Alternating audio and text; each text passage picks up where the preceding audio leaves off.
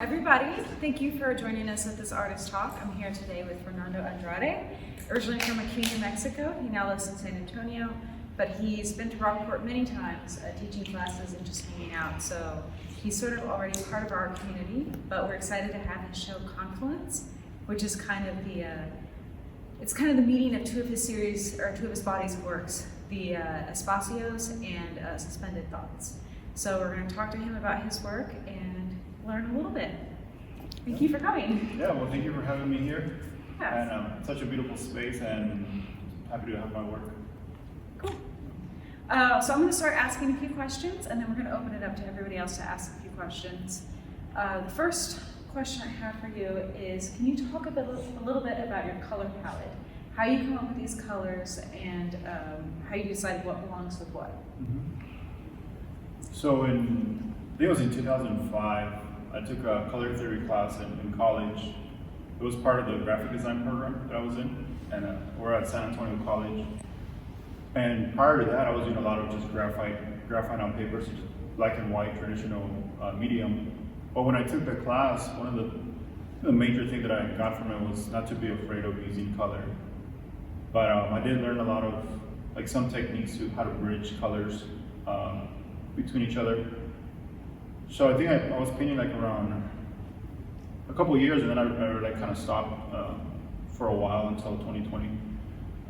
But what I feel with the colors is that I don't like to pre-plan them, or I don't base them off any images, and I really like to be in the studio almost like in a meditative state and just kind of let the process flow by just grabbing certain colors and start mixing them together.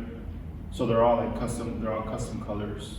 So for each painting, sometimes I mix up to 20 different colors, and then I begin working from there. So you have them all set out, you have them all planned? Yeah. So okay. Yeah. So I guess I'll get 2 yellows, 2 blues, 2 reds, and then I get some browns, black and white, and then from there I start mixing colors, and I start putting them in these small containers. So from there, so that's how I do it first. I kind of get organized like that. So I have a mixture of 20 colors, and then from there, then I go straight to the canvas, and then I kind of pick and choose. Do you have a certain tube of paint or color hue that you really like, or hue that you really like to base a lot of work on? There's a lot of blues in here. There's a lot of blue tones. I don't know, I really like to bounce. I feel like I like to bounce around. I do like a lot of the pastel tones. There's something about the pastels and the lighter tones. But I also bring some of the dark tones to kind of create contrast. So I think, I guess it's a great example of kind of almost like a color wheel in a way. It kind of feels like a color wheel here, the way you have the show. Can you talk a bit about the shapes of the canvases? Like why you choose most of the work in here is, square, and there's a few longer landscapes. Can you tell me why you choose that format? Similar to the way I kind of approach color, it's the same thing with the shape. I almost let the canvas kind of tell me where to go from there. So for example, the square canvases, the layout, the composition is going to be very different. There's something about it. It's almost like it is challenging. It was challenging to work in the square format, because I usually work either horizontal or vertical portrait. But in a way, it's kind of challenging myself, and it's almost like a dance with the painting somehow, this push and pull.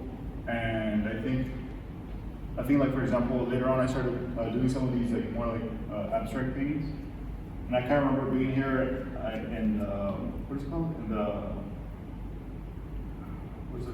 The pier. I kind of remember seeing myself in front of the water, just there. So I don't know. I kind of took that and used it on my paintings. Also similar to my trips in Santa Fe, just kind of getting lost in these landscapes. So that's when I kind of switched over to these longer abstract shapes, or canvas shapes. And we were talking earlier, and you talked about doing a lot of sketches and drawings just kind of its own like experiment. Like, are your sketches mostly figurative, or do you do a lot of like abstract sketches, or what does your process look like?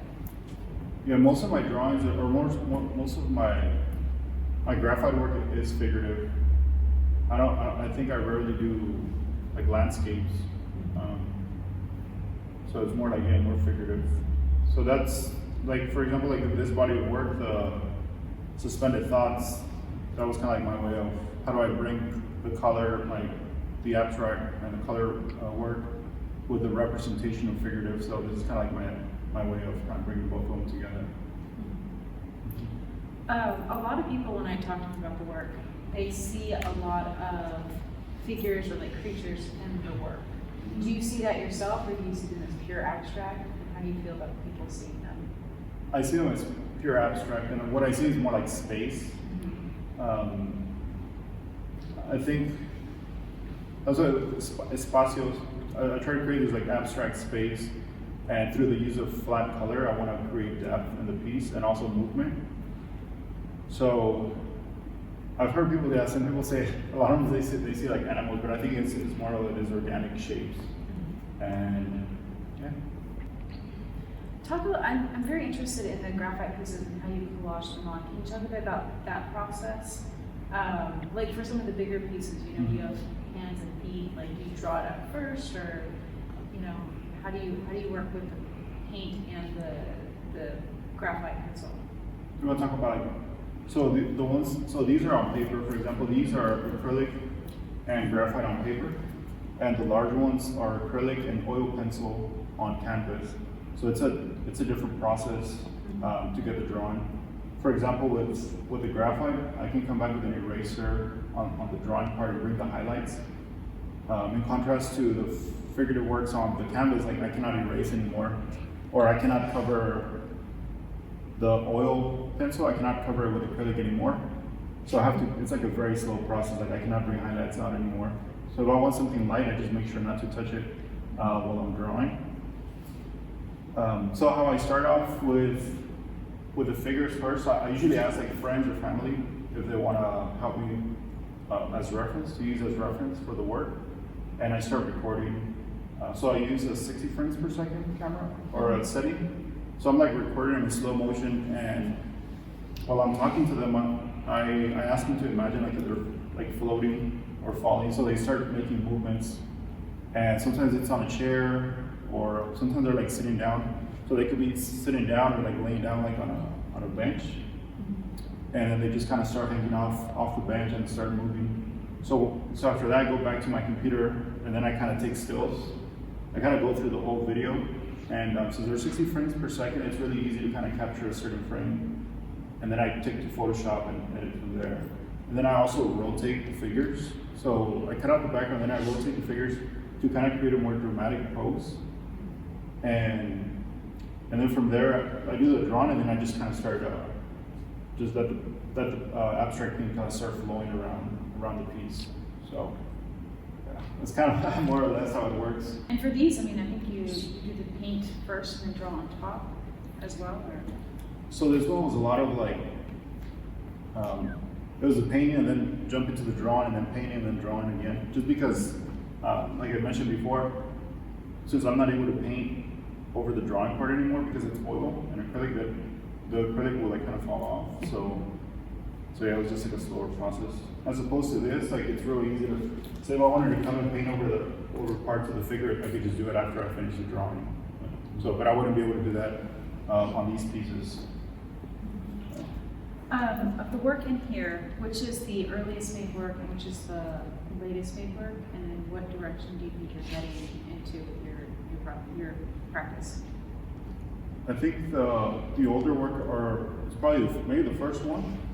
Like some of the squared ones are the older work, maybe like 2020. Mm-hmm. So that's when I began the series of these square paints during the lockdowns. And I found myself in the studio just painting. I felt like it was important to start using color, especially during that time. I felt like it was just important to stay active in the studio working, and to really use color as a way of.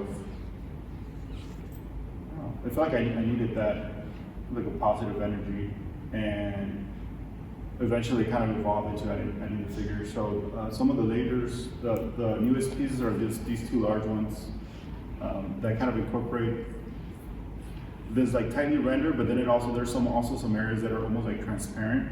So I would say that these are like the middle, like in between pieces, so which are the figures are fully drawn, right? And I don't know, I think one of these that I want to capture with these large paintings, it's also a sense of time and movement, as opposed to these, like you just see the figure floating, right? But these pieces, since there's a transparency to them as well, and almost like fading, or almost like a sense of that translucence to the figures, I feel like I wanted to kind of capture that, like a sense of movement and a sense of space and time. I don't know where I do want to continue working with color, and I want to see where it kind of pushes.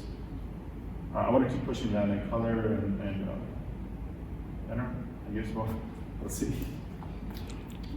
Does anyone else have questions for Fernando? I don't know if you're willing to reveal this or not, but in your tiny little thin lines that almost look like drips in places, I can't find any brush strokes. What's your secret? I just apply a thin layer of paint, and so all the paintings that have 3 layers, each color has 3 layers, so that's how thin. I try not to like get it solid on the first one, so that also helps not to see a lot of the brush strokes. So I really like extend the paint as much as I can, let it dry, and then kind of go 2 more times. Yeah. Fernando, question, you answered the point on the movement and how the people got there. Mm-hmm. My next question was, they all are in numerical order, they seem to have a number. So do you paint one and call it 62, and then paint another one and call it 63, or do you paint 10 of them and then that's 62, that's 63, and do you label them that way? Like, how does it work, and how does it get its name? They're usually like in order, because I know some artists like work on many pieces at a time, but I finish one at a time. Yeah. So that most of the time, there are like in chronological order. And yeah, that's how they work. Oh, I was gonna say, yeah, so one of the things that I like about acrylic too is that I use like a heat gun for them to dry. They dry fast in comparison to oil paints, but I use a heat gun so I can finish even faster. Sure. for the solid color. So that also helps. Kind of to finish one at a time, it kind of helps me with that process. Yeah. Talk about your influences, like not necessarily art influences, but what influences you in creating your work? Mm-hmm.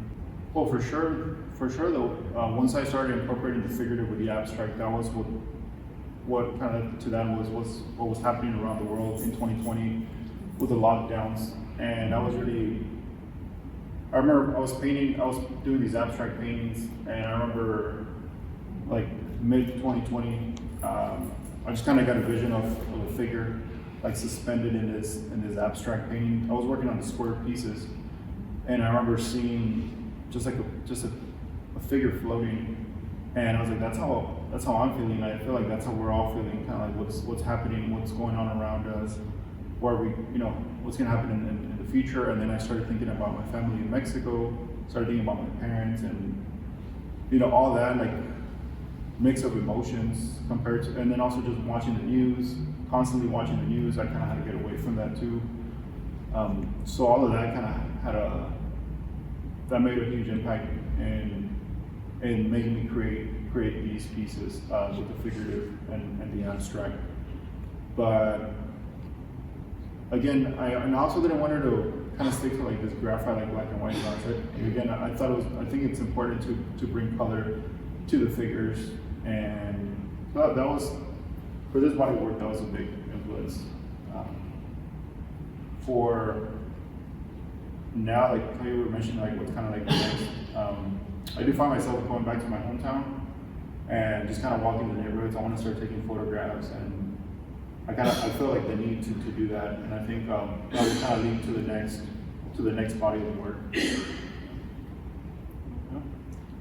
Exciting. Thank you. You did great. I learned so much. I really appreciate it. And this show's going to be up for around like a month and a half or something. So Anyone who hasn't seen it, you should definitely come check it out now that you know more about the artwork. Yeah, thank you. Great, thanks, guys. Thank you.